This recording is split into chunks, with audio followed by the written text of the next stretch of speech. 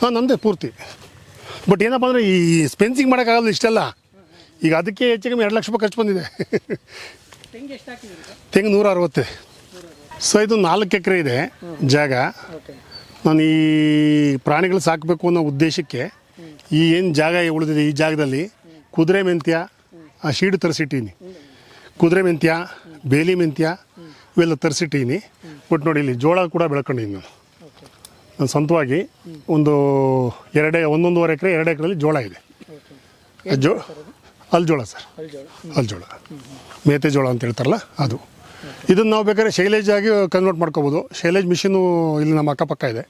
ತೊಗೊಂಡೋಗಿ ಅಲ್ಲಿ ಕೊಟ್ಟರೆ ಅವರು ಶೈಲೇಜ್ ಮಾಡಿಬಿಟ್ಟು ಪ್ಯಾಕ್ ಮಾಡಿ ಕೊಡ್ತಾರೆ. ಅದು ಒಂದು ಮಾಡೋದೊಂದು ಐಡಿಯಾ ಇದೆ. ನಾವು ಮಾಡ್ಕೋಬೋದು. ಬಟ್ ಅಷ್ಟೊಂದು ರಿಸ್ಕ್ ಬೇಡ. ತುಂಬ ದಿವಸ ಸ್ಟೋರ್ ಮಾಡಬೇಕು ಅಂತಂದರೆ ಕ್ಲೀನಾಗಿ ಪ್ಯಾಕಿಂಗ್ ಆದರೆ ತುಂಬ ಮೆಷಿನಲ್ಲಿ ಬಂದರೆ ತುಂಬ ಪ್ಯಾಕಿಂಗ್ ಚೆನ್ನಾಗಿರುತ್ತೆ. 100 kg ಅಷ್ಟು ಒಂದೊಂದು ಬಂಡಲ್ ಮಾಡಿಕೊಡ್ತಾರೆ. ಅದು ಮಾಡೋಣ ಅಂತ ಒಂದು ಪ್ಲ್ಯಾನ್ ಇಟ್ಕೊಂಡು ಇದನ್ನು ಬೆಳ್ಕೊಂಡಿದ್ದೀನಿ ಸರ್. ಕೋಳಿಗೂ ಆಗುತ್ತೆ. ಇದು ಫಸ್ಟ್ನೇ ಬ್ಯಾಚ್ ಇದು? ಹಾಂ, ಫಸ್ಟ್ನೇ ಬ್ಯಾಚ್ ಸರ್. ಇಲ್ಲ ಸರ್, ಮೊದಲೆಲ್ಲ ಬೆಳೀತಾ ಇದ್ವಿ. ಅದನ್ನು ಬೆಳೆದ್ಬಿಟ್ಟು ಮಾರ್ಬಿಡ್ತಾಯಿದ್ವಿ. ಈ ನಮ್ಮದೇ ಇರೋದ್ರಿಂದ ಈ ಹೈಡ್ರೋಪೋನಿಕ್ ಜೊತೆ ಅಜೋಲ ಇದ್ರ ಜೊತೆ ಜೋಳ ಇವೆಲ್ಲ ಆಗ್ಬಿಟ್ರೆ ನಾವು ಈ ಕೋಳಿಗಳನ್ನಾಗಲಿ ಕುರಿಗಳನ್ನಾಗಲಿ ಸಾಕಬೇಕು ಅಂತ ಅಂದಾಗ ನಮ್ಮ ಸ್ವಂತ ಖರ್ಚಲ್ಲಿ, ಸ್ವಂತ ಫೀಡಲ್ಲಿ ಖರ್ಚಿಲ್ಲದೆ ಸಾಕ್ಬೋದು ಅನ್ನೋ ಒಂದು ಇಂಟೆನ್ಷನ್ ಬಂದಿದೆ. ಓಕೆ, ಈ ಜೋಳ ಬೆಳೆದಿದ್ದೀರಲ್ಲ ಸರ್, ಯಾವ ಪ್ರಾಣಿಗಳಿಗೆ ಹಾಕಬೇಕು ಅಂತ ಬೆಳೆದಿರ ಸರ್? ಇದನ್ನು ನಾನು ಆ್ಯಕ್ಚುಲಾಗಿ ಈ ಮೇಕೆಗಳು ಟಗರುಗಳು ತರಬೇಕು ಅನ್ನೋ ಒಂದು ಐಡಿಯಾ ಇದೆ. ಜೊತೆಗೆ ಕೋಳಿಗಳು, ನಾಟಿ ಕೋಳಿಗಳಿಗೂ ಆಗುತ್ತೆ. ಬೇಕಾದ್ರೆ ಮಲ, ಹಸು ಇವಕ್ಕೆಲ್ಲ ಹಾಕ್ಬೋದು. ಹಸುಗಳನ್ನೆಲ್ಲ ಸಾಕಿ ನಾವು ಮೇಂಟೈನ್ ಮಾಡೋಷ್ಟು ಲೇಬರ್ ಪ್ರಾಬ್ಲಮ್ ಇದೆ ಸರ್.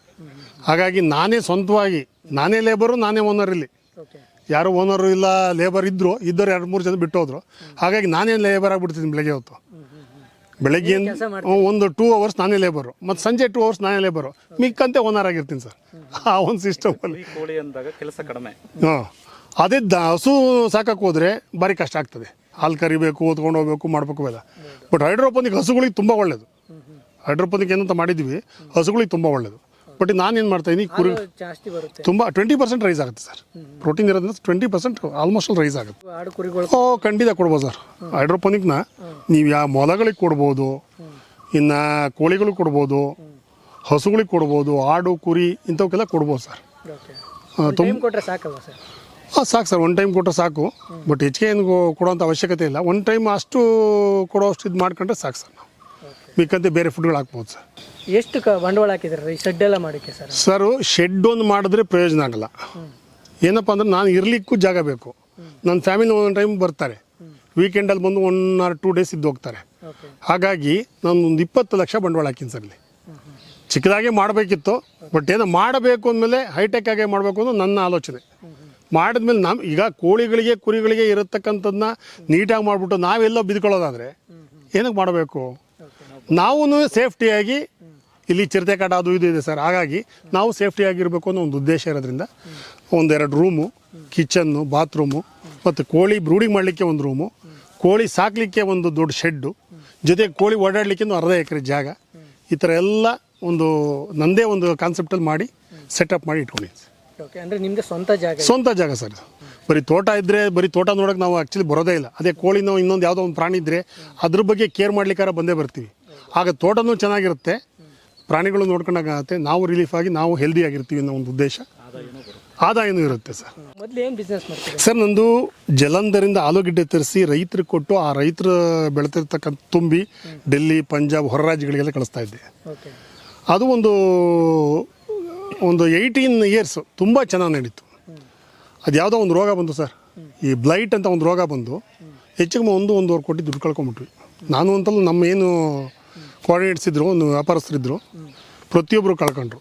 ಕೆಲವರು ವ್ಯಾಪಾರನೇ ಕೈ ಬಿಟ್ಟರು, ಕೆಲವರು ಎಲ್ಲೆಲ್ಲ ಏನೇನೋ ಆದರೂ ಪಾಪ. ನಾ ಏನೋ ಒಂದು ತೋಟ ಅಂತ ಇರೋದ್ರಿಂದ, ನಮ್ಮ ಅಜ್ಜನ ಆಸ್ತಿ ಉಳಿಸಿರೋದ್ರಿಂದ ಇದೇನಾಯ್ತು, ನಮಗೆ ಬೆನಿಫಿಟ್ ಆಯಿತು. ಈಗ ಒಂದು ಫಾರ್ಮ್ ಅಂತ ಮಾಡಿ ಅದೇ ಬಿಸ್ನೆಸ್ ಟೈಪ್ ಇಲ್ಲಿ ಒಂದು ಮಾಡಿ, ಈ ಕೋಳಿ ಕುರಿ ಇದನ್ನೆಲ್ಲ ಮಾಡಿ ಇದನ್ನು ಮಾರಿ ಲಾಭ ತಗೊಳ್ಳೋದು ಅಥವಾ ನಾವು ತಿಂದು ಹೆಲ್ದಿಯಾಗಿರೋದು ಎರಡಕ್ಕೂ ಯೂಸ್ ಆಗ್ತದೆ.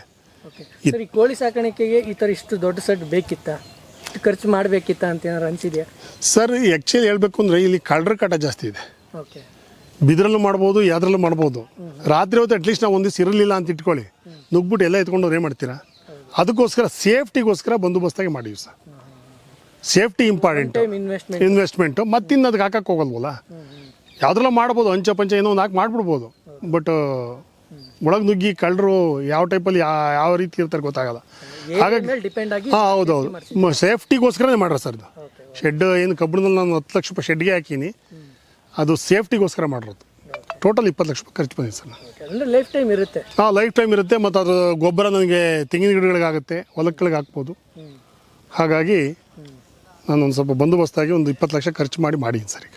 ಓಕೆ ಸರ್, ಇನ್ನು ಏನೇನು ಡೆವಲಪ್ ಮಾಡಬೇಕು ಅಂದ್ಕೊಂಡಿದ್ದೀರಾ? ಸರ್, ನಾನು ಆ ಶೆಡ್ ಇದೆಯಲ್ಲ, ಶೆಡ್ ಮೇಲ್ಗಡೆ ಮತ್ತೊಂದು ಶೆಡ್ಡನ್ನು ಕ್ರಿಯೇಟ್ ಮಾಡಿ ಅಲ್ಲಿ ಕುರಿಗಳು, ಆಡುಗಳು, ಮೇಕೆಗಳನ್ನು ಸಾಕಬೇಕು ಅನ್ನೋ ಒಂದು ಐಡಿಯಾ ಇದೆ. ಮತ್ತು ಕೋಳಿಗಳಲ್ಲಿ ಒಂದು ಸ್ವಲ್ಪ ಈ ಫೈಟರ್ ಕೋಳಿ ಅಂತ ಬರ್ತದೆ, ಓಕೆ, ಅದನ್ನು ಸಾಕಬೇಕು ಅನ್ನೋ ಒಂದು ಇದೆ. ಮತ್ತು ಟರ್ಕಿ ಕೋಳಿ ಒಂದು ಶಾಂಪಲ್ ಒಂದು ತರಬೇಕು ಅನ್ನೋ ಉದ್ದೇಶ ಇದೆ. ಮತ್ತು ನಾಟಿ ಕೋಳಿನ ಮಾತ್ರ ತುಂಬ ಜಾಸ್ತಿ ಮಾಡಬೇಕು. ನನ್ನ ಮೈಂಡಲ್ಲಿರೋ ಒಂದು 2,000 ನಾಟಿ ಕೋಳಿ ಇರಬೇಕು ನನ್ನ ಹತ್ರ.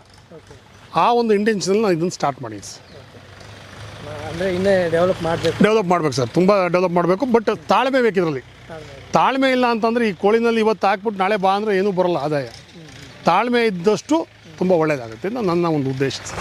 ಇದು ಈ ಕೋಳಿ ಗೊಬ್ಬರ, ಈ ಕೋಳಿಗಳು ಖಾಲಿ ಆಯಿತು, 1,000 ಕೋಳಿ ಇತ್ತು, ಖಾಲಿ ಆಯಿತು. ಆ ಗೊಬ್ಬರನೆಲ್ಲ ತುಂಬಿಸಿ ನನ್ನ ತೋಟಕ್ಕೆ ಹಾಕೋತಾ ಇದ್ವಿ. ಕೋಳಿ ಗೊಬ್ಬರನ ತೋಟಕ್ಕೆ ಹಾಕ್ತಾ ಇದ್ವಿ. ಕೊಡಲ್ಲ, ಬೇರೆ ಕೊಡಲ್ಲ ಸರ್, ನಮ್ಮ ತೋಟಕ್ಕೆ ಬೇಕಾಗಿರೋದ್ರಿಂದ ಈ ಏನು ಕೋಳಿ ಗೊಬ್ಬರ ಬರುತ್ತೆ, ಒಂದು 2-3 ಲೋಡು ಕೋಳಿ ಗೊಬ್ಬರ ಏನು ಬರುತ್ತೆ ನಮ್ಮ ತೋಟಕ್ಕೆ ಹಾಕ್ಬಿಟ್ಟು ಪ್ರತಿಯೊಂದು ಗಿಡಕ್ಕೆ ಹಾಕಿದ್ರು.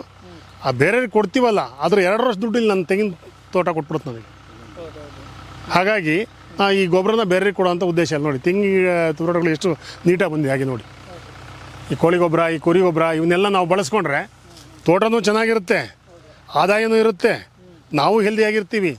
ಹಾಗಾಗಿ ಇವನ್ನೆಲ್ಲ ನಾವು ಅಡಾಪ್ಟ್ ಮಾಡ್ಕೊಂಡು ತುಂಬ ಒಳ್ಳೆ ಸರ್. ಮತ್ತು ಇನ್ನೊಂದು, ನಮ್ಮ ಯುವ ರೈತರಿಗೆ ಹೇಳಕ್ಕೆ ಒಂದು ಇಷ್ಟಪಡ್ತೀನಿ ಸರ್, ಏನೇ ಮಾಡಿ ನಾಟಿ ಮಾಡಿ,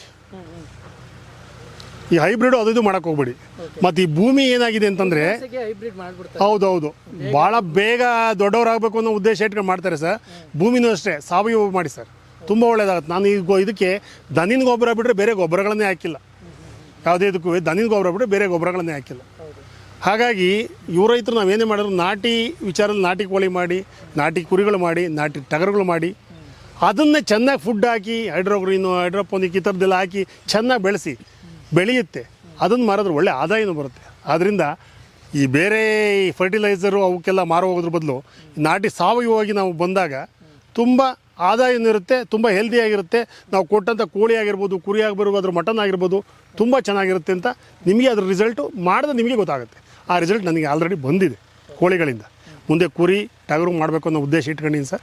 ಹಾಗಾಗಿ ನಮ್ಮ ಯುವ ರೈತರು ತಮ್ಮ ಇರೋಂತಕ್ಕಂಥ ಜಾಗದಲ್ಲಿ ಬರೀ ತೋಟ ನೋಡ್ಕೊಂಡು ಅಲ್ಲಿಯದ್ರ ಬದಲು ಒಂದು ಜಾಗ ಮಾಡ್ಕೊಂಡು ಒಂದು ಕೋಳಿನೋ, ಕುರಿನೋ, ಒಂದು ಮೊಲನೋ ಏನೋ ಒಂದು ಸಾಕ್ಕೊಂಡಿದ್ರೆ ಅದರಿಂದ ಅವ್ರ ಹೆಲ್ತು ಚೆನ್ನಾಗಿರುತ್ತೆ, ಆದಾಯನೂ ಬರ್ತಾ ಇರುತ್ತೆ.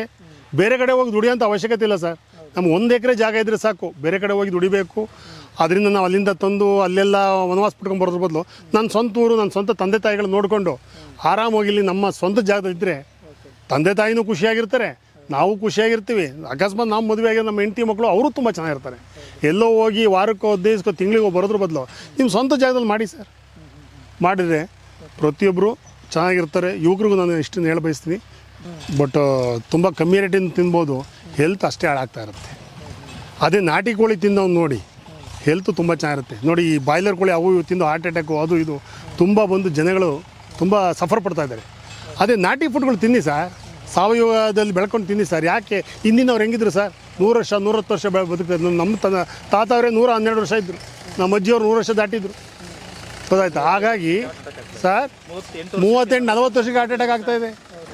ನಾಟಿ ಹಿಂದಿನ ಇದನ್ನು ಬಳಸ್ಕೊಂಬನ್ನಿ, ಗೊತ್ತಾಯ್ತಾ. ಮೊದಲು ಬೆಲ್ಬಾಟಮ್ ಪ್ಯಾಂಟ್ ಇತ್ತು, ಈಗ ಮುಲ್ಲಂಗಿ ಪ್ಯಾಂಟ್. ಮೊದಲಿದ್ದು ಮುಲ್ಲಂಗಿ ಪ್ಯಾಂಟೆ, ಬೆಲ್ಬಾಟಮ್ ಬಂತು, ಮತ್ತೆ ಮುಲ್ಲಂಗಿ ಪ್ಯಾಂಟೆ ಬಂತು. ಹಾಗಾಗಿ ಹಿಂದಿನ ಅಡಾಪ್ಟ್ ಮಾಡ್ಕೊಳ್ಳೋದು ತುಂಬ ಒಳ್ಳೆಯದು ಸರ್ ನನ್ನ ಪ್ರಕಾರ. ಬರ್ತಾ ಇದೆ ಸರ್, ಅದು ಒಂಥರ ಕಾಲಚಕ್ರ ಇದ್ದಂಗೆ ಸುತ್ತಾ ಇರುತ್ತೆ ಮತ್ತು ಬರ್ತಾ ಇರುತ್ತೆ ಸರ್. ನನಗೆ ಅರ್ಧ ತಲೆನೋವು ಬರ್ತಾಯಿತ್ತು. ಈ ತೋಟಕ್ಕೆ ಬಂದು ಬಿದ್ಮೇಲೆ ಅರ್ಧ ತಲೆನೋವು ಎತ್ತಲ ಹೋಯ್ತು ಅಂತ ಇವತ್ತು ಗೊತ್ತಿಲ್ಲ. 15 ವರ್ಷ ಹಳ್ಳಿ ನಾನು ಸಿಟಿಲಿ ಇದ್ಕೊಂಡು ಈಗ ಬಂದು ಒಂದು 2 ವರ್ಷ ಆಯಿತು ಹಳ್ಳಿಗೆ. ಅರ್ಧ ತಲೆನೋವು ಒಂದು ಬಂದೇ ಇಲ್ಲ ಸರ್. ಕೆಲಸನೂ ಮಾಡ್ತೀನಿ, ಆರೋಗ್ಯವಾಗಿದ್ದೀನಿ. ನಾನು ಕೆಲಸ ಮಾಡ್ತೀನಿ. ಹೌದು. ಹಾಗಾಗಿ ಆ ಬಿಸ್ನೆಸ್ಸು ಟೆನ್ಷನ್ ಯಾವ ಟೆನ್ಷನು ಇಲ್ಲ. ಹಾಗಾಗಿ ತುಂಬ ಚೆನ್ನಾಗಿದೆ ಸರ್, ಹೆಲ್ದಿ ಆಗಿದ್ದೀನಿ ಈಗ ಇಬ್ಬರು ಮಾಡೋ ಕೆಲಸ ಒಬ್ಬನೇ ಮಾಡ್ತೀನಿ. ಯಾವ ಲೇಬರು ಬೇಡ ಅನಿಸ್ತಾ ಇದೆ ನನಗೆ ಆ್ಯಕ್ಚುಲಿ ಹೇಳ್ಬೇಕು ಅಂದರೆ. ಲೇಬರ್ ಇಲ್ದೇ ತಾವೇ ಲೇಬರ್ ಆಗಿ ನಾನೇ ಲೇಬರು, ಬೆಳಗ್ಗೆ 2 ಗಂಟೆ ಸಂಜೆ 2 ಗಂಟೆ ನಾನೇ ಲೇಬರು, ಬೇಕಂತೆ ನಾನೇ ಓನರು. ಹೆಲ್ತು ಚೆನ್ನಾಗಿರುತ್ತೆ. ಹಾಗಾಗಿ ಇದನ್ನು ಮಾಡಬೇಕು ಅನ್ನೋ ಉದ್ದೇಶ ಇಟ್ಕೊಂಡು ಮಾಡಿದ್ದೀನಿ ಸರ್. ನಿಮ್ಮಂಥರ ಒಂದು ಖುಷಿ ಇದೆ. ಸಲಹೆಯಿಂದ ಇನ್ನೇನಾದ್ರು ಸಲಹೆಗಳಿದ್ದು ನನಗೂ ಕೊಡಿ ದಯವಿಟ್ಟು. ನಾನೇನು ಸಲಹೆ ಕೊಡಬೇಕು ರೈತರಿಗೆ ಕೊಟ್ಟಿದ್ದೀನಿ. ಆ ಥರದ್ದು ಏನಾರಿದ್ರೆ ದಯವಿಟ್ಟು ನೀವು ತಿಳಿಸಿ. ಓಕೆ, ಅಂದರೆ ಯೂಟ್ಯೂಬ್ ಚಾನಲ್ಗಳೆಲ್ಲ ನೋಡ್ತೀರಾ? ಖಂಡಿತ ಸರ್, ಪ್ರತಿಯೊಂದು ಸರ್ಚ್ ಮಾಡಿ ನೀವೆಲ್ಲ ಮಾಡಿರೋದು. ಯೂಟ್ಯೂಬಲ್ಲಿ ಸರ್ಚ್ ಮಾಡಿ ಈ ಹೈಡ್ರೋಗ್ರೀನ್ ತರಿಸ್ಬೇಕಾದ್ರೂ ಯೂಟ್ಯೂಬ್ ಮಾಡೇ ತರಿಸಿದ್ದು. ಓಕೆ ಮೋಹನ್ ಅವ್ರು ಪರಿಚಯ ಆಗಬೇಕಾದ್ರು ಯೂಟ್ಯೂಬ್ನಲ್ಲೇ. ಓಕೆ ಹೀಗಾಗಿ ಅವ್ರ ಕಡೆಯಿಂದ ಮಂಜುನವ್ರ ಬಂದೆಲ್ಲ ಇನ್ಸ್ಟಾಲ್ ಮಾಡಿ ಯೂಟ್ಯೂಬ್ ಕಡೆಯಿಂದ ನನಗೆ ತುಂಬ ಹೆಲ್ಪ್ ಆಗಿದೆ ಸರ್. ಯೂಟ್ಯೂಬ್ ಕಡೆಯಿಂದ ತುಂಬ ಹೆಲ್ಪ್ ಆಗಿದೆ ಸರ್. ಏನೇನು ನೋಡ್ತೀರಾ ಜಾಸ್ತಿ ನೀವು ಯೂಟ್ಯೂಬಲ್ಲಿ? ಸರ್, ಈ ಪ್ರಾಣಿಗಳು ಯಾವ ರೀತಿ ಸಾಕಬೇಕು, ಯಾವ ರೀತಿ ಇದು ಮಾಡಬೇಕು, ಯಾವ ರೀತಿ ಫಾರ್ಮಿಂಗ್ ಮಾಡಬೇಕು, ಗೊತ್ತಾಯ್ತಾ? ಮತ್ತು ಯಾವ ರೈತ ಯಾವ ರೀತಿ ಮಾಡಿದ್ದಾನೆ, ಹತ್ತಿರ ಇದ್ರೆ ಅಲ್ಲಿ ಹೋಗಿ ಬರ್ತಕ್ಕಂಥದ್ದು, ಬೇರೆ ರೈತರುಗಳನ್ನ ಹೋಗಿ ನೋಡಿ ವಿಸಿಟ್ ಮಾಡ್ತಕ್ಕಂಥದ್ದು, ಈ ಥರ ಎಲ್ಲ ಹವ್ಯಾಸಗಳು ಇಟ್ಕೊಂಡಿದ್ದೀನಿ ಸರ್. ಲಾಸ್ಟ್ ನಾವು ಕರೆಕ್ಟಾಗಿ ಮೇಂಟೈನ್ ಮಾಡಿದ್ರೆ ತಾನೇ ಸರ್ ಅದು ಲಾಭ ಆಗಬೇಕಾದ್ರೆ. ನಾವೆಲ್ಲ ಒಂದು 1000 ಕೋಳಿ ಬಿಟ್ಬಿಟ್ಟು ಎಲ್ಲೋ ಹೋಗಿ ಕೂತ್ಕೊಂಡ್ಬಿಟ್ಟು ಯಾವನೋ ಲೇಬರ್ ಬಿಟ್ಬಿಟ್ರೆ ಅವೆಲ್ಲ ಉದ್ಧಾರ ಆಯ್ತವೆ ಅಲ್ವಾ? ನಾವು ಖುದ್ದಾಗಿ ನಿಂತ್ಕೊಂಡು ಮಾಡಿದ್ರೆ ಲೇಬರ್ ಕೈಲೇ ಮಾಡಿಸಿ, ಬಟ್ ನಿಮ್ಮ ಅಟೆಂಡೆನ್ಸ್ ಇರಬೇಕಲ್ಲಿ. ಇದ್ದರೆ ಮಾತ್ರ ಅದು ಯಾವುದೇ ಒಂದು ಪ್ರಾಣಿ ಮಾಡಬೇಕಾದ್ರೂ, ಯಾವುದೇ ಒಂದು ಕೃಷಿ ಮಾಡಬೇಕಾದ್ರೂ ನಮ್ಮ ಅಟೆಂಡೆನ್ಸ್ ಇದ್ದರೆ ಮಾತ್ರ. ನಮ್ಮ ಆಬ್ಸೆನ್ಸಲ್ಲಿ ಯಾವುದೂ ಪ್ರಯೋಜನ ಆಗೋಲ್ಲ.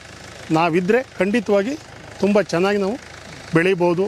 ಕೋಳಿ ಆಗಲಿ ಕೃಷಿ ಆಗಲಿ ಯಾವುದಾದ್ರೂ ಮಾಡ್ಬೋದು ಸರ್. ನಿಮ್ಮ ಕೃಷಿ ಪರಿಚಯ ಯೂಟ್ಯೂಬ್ ಚಾನಲ್ನಿಂದ ಬಹಳ ರೈತರಿಗೆ ಹೆಲ್ಪ್ ಆಗಿದೆ. ಇವುಗಳನ್ನು ನಾನು ಸರ್ಚ್ ಮಾಡಿ ಅದರಲ್ಲಿರ್ತಕ್ಕಂಥ ವಿಚಾರಗಳನ್ನು, ಒಳ್ಳೆಯ ವಿಚಾರಗಳನ್ನು ತೊಗೊಂಡು ನಾನು ಅಡ್ಯಾಪ್ಟ್ ಮಾಡಿಕೊಂಡು ನಾನು ಈಗ ಒಬ್ಬ ಮಾದರಿ ರೈತ ಆಗಬೇಕು ಅನ್ನೋ ಒಂದು ಉದ್ದೇಶ ಇಟ್ಕೊಂಡು 1 ವರ್ಷ ಬಿಟ್ಬಿಟ್ಟು ಬಂದಿ ಸರ್. ಯಾವ ರೀತಿ ನಾನು ಡೆವಲಪ್ ಮಾಡಿರ್ತೀನಿ ನಿಮಗೆ ಅರ್ಥ ಆಗುತ್ತೆ. 1 ವರ್ಷ ನನಗೆ ಸಮಯ ಕೊಡಿ, ಆಮೇಲೆ ಬನ್ನಿ, ಆಮೇಲೆ ನಿಮಗೆ ಅರ್ಥ ಆಗುತ್ತೆ ಏನು ಮಾಡಿದ್ದಾರೆ ಅವರು. ದಯಮಾಡಿ ನಮ್ಮಂಥ ಚಿಕ್ಕ ಪುಟ್ಟ ರೈತರ ತಕ್ಕ ಹೋಗಿ ಅವ್ರು ಏನು ಮಾಡ್ತಾಯಿದ್ದಾರೆ, ಏನು ಮಾಡಿದ್ದಾರೆ, ಮತ್ತು ಇಂಪ್ರೂವ್ಡ್ ಆಗಿದಾರಲ್ಲ ಅವ್ರ ಮಾಹಿತಿಗಳನ್ನು ತೊಗೊಂಡು ನೀವು ಯೂಟ್ಯೂಬಲ್ಲಿ ನಿಮ್ಮ ಚಾನಲ್ ಮುಖಾಂತರ ನಮ್ಮಗಳಿಗೆಲ್ಲ ಪರಿಚಯ ಮಾಡಿಕೊಟ್ರೆ ಚಿಕ್ಕ ಪುಟ್ಟವರು ಕೂಡ ಆ ಮಟ್ಟಕ್ಕೆ ಹೋಗೋಂಥ ಒಂದು ಚಾನ್ಸ್ ಇರುತ್ತೆ. ಅದರಿಂದ ಚಿಕ್ಕವ್ರನ್ನೂ ಭೇಟಿ ಮಾಡಿ, ದೊಡ್ಡವ್ರನ್ನೂ ಭೇಟಿ ಮಾಡಿ, ಎಲ್ಲ ಕ್ಲಬ್ ಮಾಡೋವಂಥ ಒಂದು ಮಾಧ್ಯಮ ಅಂತ ನಾನು ಹೇಳೋಕ್ಕೆ ಇಷ್ಟಪಡ್ತೀನಿ ಸರ್ ನಿಮ್ಗೆ.